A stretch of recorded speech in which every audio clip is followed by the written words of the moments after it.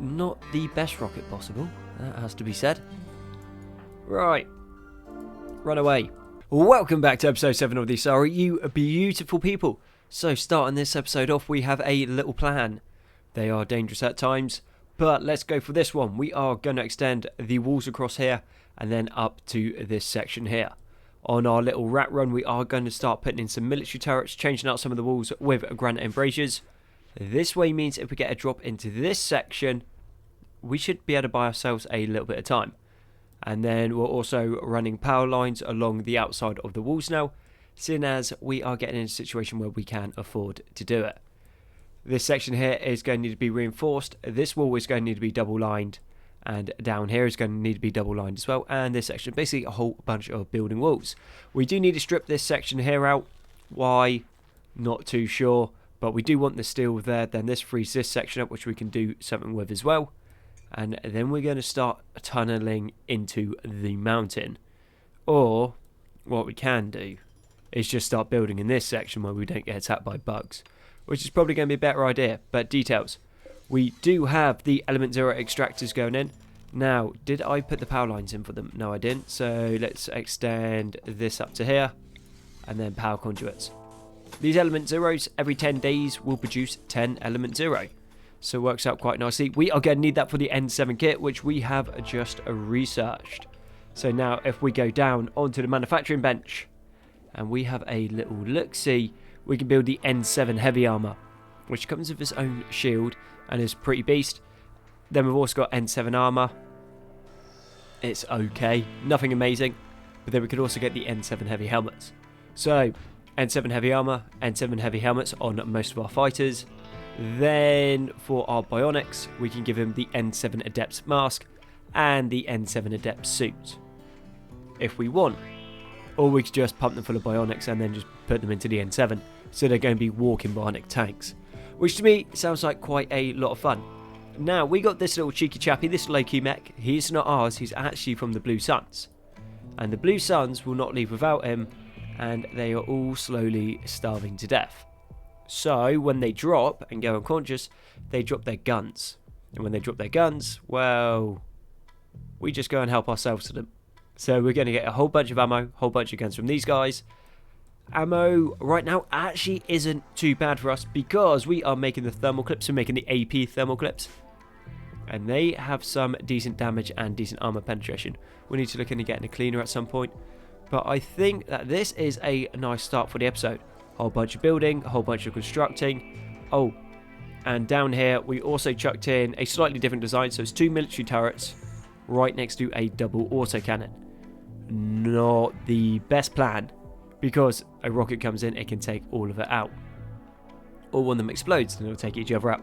But what I'm thinking is this is not really going to be exposed to the outside. This is going to be hard walled in. And then we're going to put another one up here and another one up there and then another one there. And then a hard point like here. So what it's going to be is this is going to be the inner layer of the fence, well, the inner sanctum of the base. Then we're going to wall around the outside, so if anything comes in, we at least have fallback points.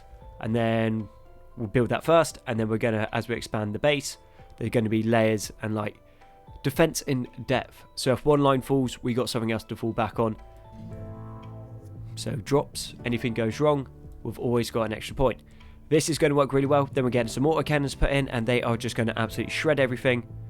But not all attacks play by the rules. And if something drops right on top of a base, well, we're going to need a way to defend ourselves. And I think some fallback points, some defenses will be pretty sweet. And we're going to need to figure out what to do with the hospital. A hospital like this is decent, but we need the hospital like in a pretty big, decent complex. For the simple fact that if we're going to make our last stand, it'll probably be in the hospital. And if we're making the last stand in hospital, we want to be able to actually stand the ground. So we're going to have a bunch of turrets. It's going to have its own power supply. So if the walls get taken out around it, it can still supply itself. It's going to have ammo stored there. It's going to be its own little mini fortress. Let's go on with the episode. So a couple of them are now dead. And it was the Adepts, it looks like. Yeah, so Bionic Amp at level 1. Not super useful to us, but we did get a couple Disruptor rounds and some AP thermal clips. And then over here some more Disruptor rounds and some more AP thermal clips. And a little, not a massive amount, but a little bit of silver. Nice bit about it is when they finally die and we can haul them in, our guys will burn them, and then after they've been burnt, we can then go and strip their corpses. Now, he is in our base, and he has eaten, and he didn't have any food. So I think he might have helped himself to some of our kit. And we do have some infested ship chunks over here, so maybe if we want to be sneaky, we go shoot that. Bugs spawn, kill them, then bugs run round, and then we gun them down. I think we will save this one for when we actually need it. And yeah, you do not look like you're in a good way. Oh well, that sounds like a you problem. So even after they came in, ate our food, and then tried to leave the map again, shall I make that? 3 more of them are dead. So that's cool. That is a good quality N7 Eagle. Did you have anything interesting? Nope. And you're an adept as well. Fair enough. And how about on you? You had an Omni tool. Head bitten off. Left leg bitten off. Awesome. And I imagine you are probably going to go down soon as well. They do have a Ferris mech here, or Fenris. That is like a little dog mech. It's okay. Can tie things over for a little while until they can shoot it dead. And at that point, you probably don't want to be in melee anyway.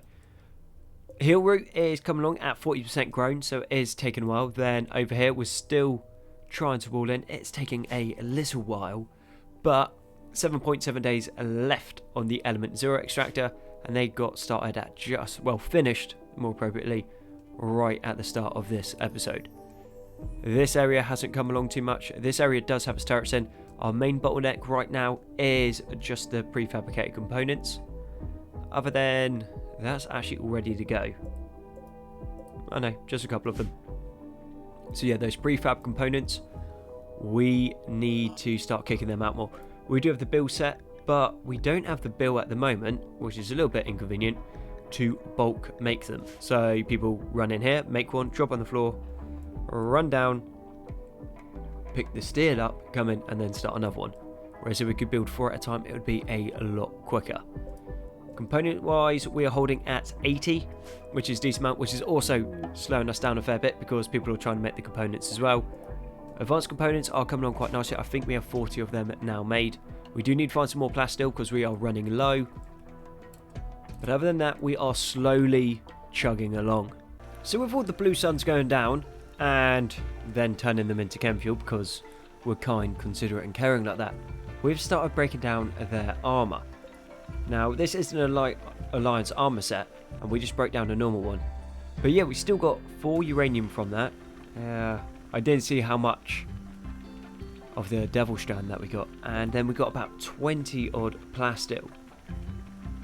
So that is not bad. That means if we can start fighting a whole bunch of the blue suns, which I'm sure we're going to be able to, soon as they kept attacking us. We've got a solar flare come in, and then some traders from the Krogan castaways, and they really didn't have too much for us. As for how the base is coming along, I guess we got most of the wall done along there. Some of this is done. We're starting to get the power lines in. Turrets are nearly done, taking a little while. They are loaded up, and then down here, these turrets have been put in and are loaded up. We are going to start putting down the steel colonial floor because, well, it gives you a hygiene bonus, movement bonus, and I believe, if I'm not mistaken, it is pretty as well to look at. Fancy that. So all round, that is pretty good for us. Nothing too much is happening. We're just breaking down, processing through what we can. We are now ahead on components, thankfully, and quite far ahead on the old advanced components. Done a little bit of trading, building stone off a whole bunch of cotton and hill roots, and as we're not using it, we might as well make some money. And then the Devil Strand has grown by a whole 11%. Checking in yonder this way, that'll be ready in 19 hours. This Devil Strand is taking a very long time to grow. This section largely hasn't been touched. Broke down the corpses, but we're getting there. Once this is done, and we don't need both of the crafters kicking out prefab components, I think it will be time to start looking into getting some bionics. Because if we've got bionics, we are just going to work and move faster, which is going to be super good, which means we're going to be able to do things faster. With the first bit of Element 0 now just having been produced, that will give us 20. And we also have the N7 Armory researched, so that gives us the weapons as well. Let's go see what it takes to make some N7 heavy armor. 10 advanced components, not cheap. 180 plasteel, yet again, seriously not cheap. 60 uranium, 15 element 0, 50 devil strand, and then 10 hyperweave. Now that is quite expensive. That is actually ridiculously expensive. And if we don't get, say, excellent quality, we would just be better off buying it. But if we can get excellent or better, this stuff is awesome. So it's been a little while since we have had a raid come in, and the colony is doing quite well. So I think it is time for a storyteller change. So let's see what we have for options. Storyteller settings. We are on Jane, a renegade. She appreciates ruthlessness, strength, and conquest. She will send more bad events the more allies you have. And then John Paragon, basically more events the more enemies you have. Now, we're kind of in the middle when it comes to who we get along with. Hostile, hostile, hostile. So there's 4 hostiles, 2 allies, 2 more hostile, 2 neutral, 1 hostile, and then a whole bunch of neutral and ally. So I'm thinking neither of them are going to do too much for us. And I reckon what we do is we actually go on to... We got Void. Void's interesting, but he's not that interesting. But we go Parry Persistent. And what that means is we're going to get an event every single day. This way is just going to keep everything moving forward, and hopefully he sends a bunch of raids our way. Just got a combat supplier coming in from the Vulture. Unfortunately, the Vulture being Vulture and their technology level, we don't really want to buy any sharp sticks. But they do have a crazy, crazy amount of elephants. So if this is right, they should have some possibly decent stuff. So they got an M29 Incisor sniper rifle, which shoots in a 3-shot burst. And what is your armor penetration? Not actually that much more impressive than a Maddock rifle. But yeah, having a look round, doesn't look like they have too much going for them. But what we could do, what we definitely could do, is go shoot them. And then by shooting them, all of our turrets will then shoot them. And then lots and lots of Vulture die. And we get... To be fair, it's not going to be a massive amount of kit. It's going to be a lot of kit. It really is. I'm not going to say there's not a lot of kit. But there's not that much awesome stuff. Now, I did see one of them that would have to be very, very, very careful of. And it is this elephant here. 81mm mortar shells, high explosive. 46 of them. If that goes off, this area like here would just be wiped out. I've done it on other playthroughs, and it is less than ideal is how I describe that one. We're not really trading with them, we don't have too much to do with them. Let's go and kill them. Everyone reload, suit up, and prepare for battle.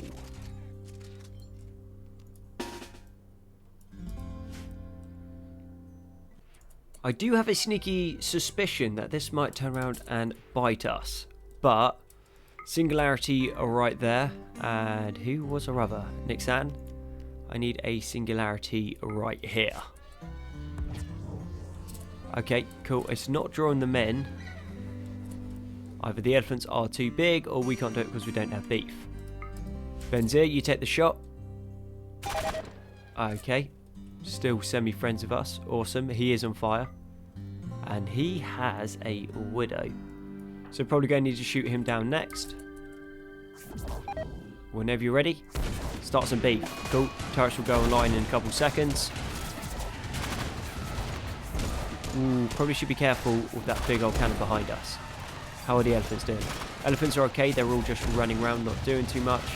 We're going to need to start moving forward and dealing with these fires before they become a problem. But yeah, it looks like we are going to get most of this loot, which for us obviously is pretty sweet. Need to make sure these fires are put out, because if they spread, hit those mortar rounds, like I said, big, big trouble. Okay, any reason we're not shooting the elephants? Whenever you're ready.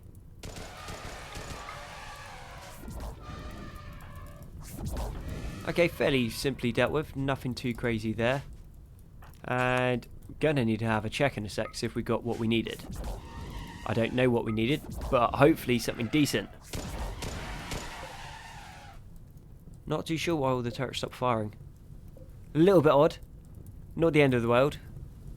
We should see a massive spike in our colony wealth, which would be quite nice. And then we've also annoyed the vulture, so we got someone else to fight. Once more, not too mad. Win-win.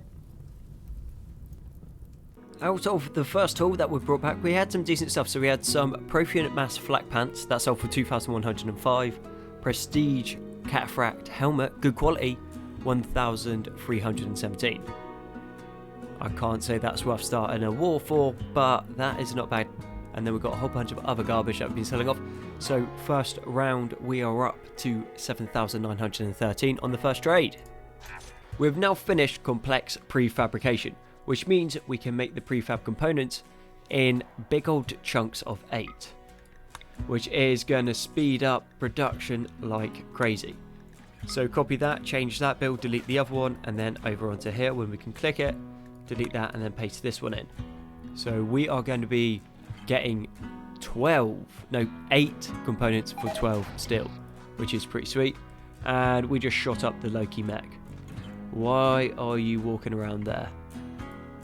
Alright, so it looks like we might now have some, well, not yet, but we will eventually, possibly, if the Loki mech stays in this area where all the turrets are shooting. Normally over here, hiding, opening doors, letting all the heat out, being annoying, and then it's just like, oh, I sense some danger, let's go over here, and then, yeah, get shot. Silly mech. But if we can get some beef with the Blue Suns, or the Eclipse, that would be quite nice. About time. Looks like we're going to have a proper little showdown. We got a mech cluster coming in. Decent sized one with one heavy charged blasterpede, one inferno turret, and one auto charge turret. And what do you have? You have a toxic spewer, which isn't the most deadly thing we could come across. Mech capsules, we don't know what's going to be inside them. Right. Well, is it Kelzan? Yep, Kelzan has all of the good bionic stuff. So I think we get her, poke her head around the corner, yeet a rocket straight into here, try to take out their Inferno cannon, probably take that out. If we can land it here, we'll be able to take out the auto cannon as well. These little pew pew guns, the mini sluggers, aren't too dangerous. But trying to pull out is going to be a problem. Right. Now, we are processing through this slowly, very slowly. 75 medicine, don't mind that at all. We just got to see if we got all of those mortar rounds. If we got all those mortar rounds, then we can just shell that place to oblivion. Heavy lance helmet, that is not bad either. We did have to do a whole bunch of work over here, so we haven't expanded the storeroom as such, which actually sounds like an awesome idea. Drop the wall out to there, cut through here, move that, put that somewhere else. Yeah, that's something that we could do. What we've just done is chuck down a whole bunch more storage. Gonna need to figure out what to do with this mech cluster. In a straight up fight, we can take this, absolutely no worries. But we're not going to be able to get Kelzan in and run her out. No, you don't have the synth shirt. Benzir does, I believe. Yeah, so she has the cloth nano suit. If we can put this on to Kelzan, Kelzan is going to be able to move a respectable amount quicker. With that, maybe she can come in. So if she stands over here, but then they won't have the angle. With a perfect Doomsday, possibly doable. Do you know what? Let's go on and try it. Worst case scenario, we lose a colonist. So we have Kelzan in position. And yeah, we can, if we get like the perfect shot, we can get it through to here, which will annoy all of the mechanoids. Not sure if they'll come straight after us though, because sometimes these mech clusters work weird. But standard procedure, tactical cloak. And then we launch the rocket in and see if we can't make this happen. Come on.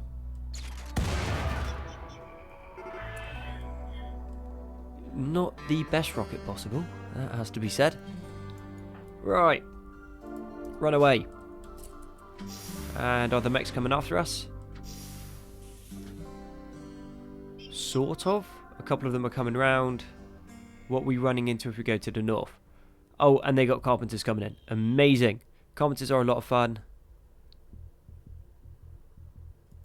So we would have one lancer towards the north. By the time anything else comes around, it's not going to be an issue. Carpenter's going to start breaking down our walls, but we get all of our resources back, so we don't mind too much.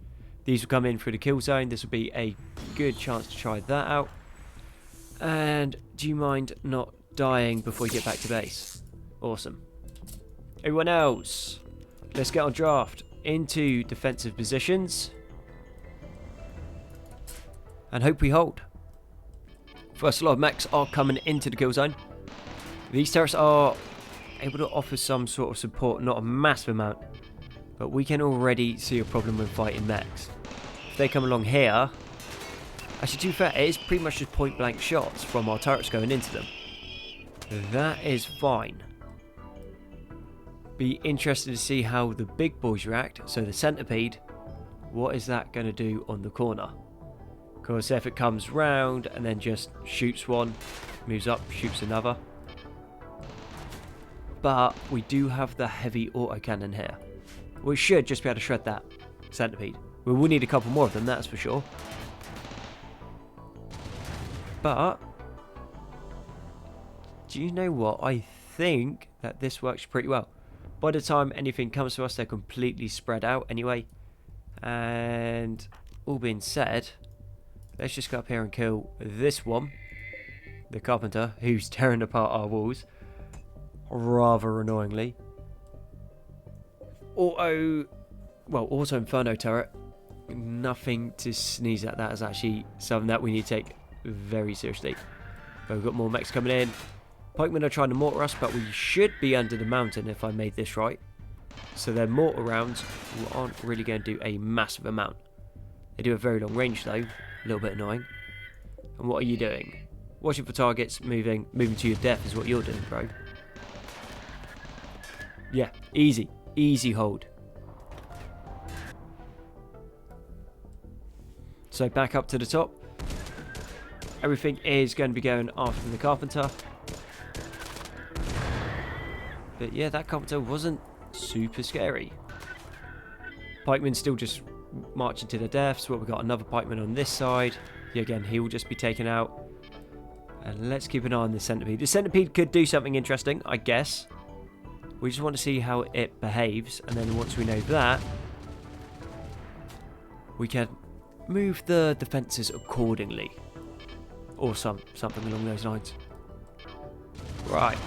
What happens? Autocannon can hit it. It stays there. And it's trying to shoot up this part of the base.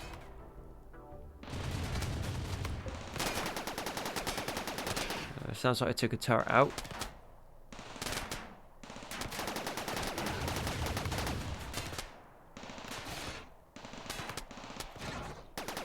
Okay, what we might need to do... What is the range on that? No, we won't outrange it. I was going to say maybe put some sandbags here so it has to keep moving forward. But I think it is just going to stay there. But if we had some more turrets along here, shooting down, then it can't do it. Okay, now it's round the corner, so it is just... Mind you, the little turrets just can't do anything against it. It's only the big cannon can. That being said, do you guys want to come down, get involved? Then we'll go to these guys and see if we just can't take out the toxic spirit. Once that toxic spirit's out, this isn't going to be much of a problem. Okay, we can shoot it from there. A little bit of fire coming towards us, not a crazy amount. Do you want to go on this as well? You into here. And do you have a bead? Nope. You're just going to be shooting at some turrets. This might take a while to take down.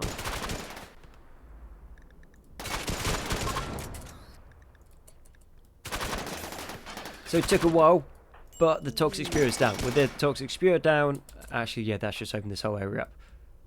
Cool. Retreat back. We don't really mind about what's up there. The only thing that we need to worry about is the Auto Inferno turret. But yeah, again, not super fussed by that. We'll send a strike team up and clear it out properly with some better weapons. And do you wanna move if that's alright? Nick sounds about to have a mental break. Centipede got taken down. So I guess that's a good sign.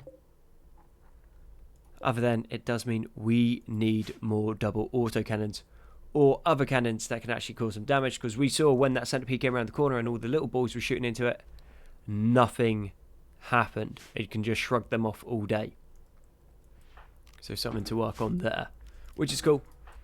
Good that we found it now against like one centipede instead of say 20 coming in, and then we definitely would have been dead. Anyway, with that, I do need to bring the episode to the end, so thank you very much for watching the Asari. I've been Gonzi. All your likes, comments, sub support have been amazing. You guys are awesome, and I'll catch you on the next one.